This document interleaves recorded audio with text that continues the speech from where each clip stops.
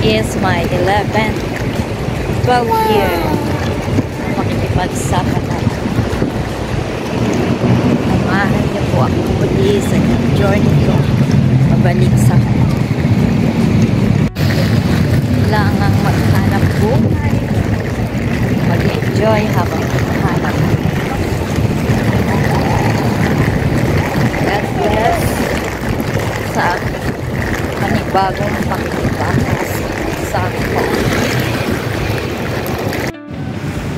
Ipapakita ko po sa inyo ang Manila International Airport dito sa Ninoy Aquino sa matatagpuan sa Pasay.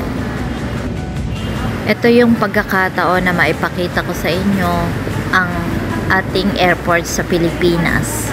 Dahil hindi naman ako nagmamadali at may oras pa, ipasyal ko kayo.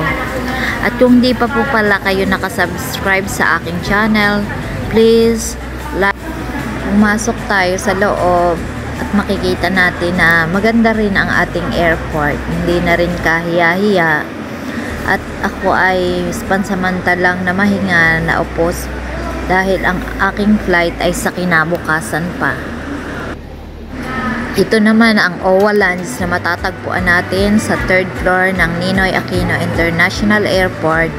At dito sa lugar na ito, makakapahinga tayo at may mga libreng pagkain para sa mga OFW.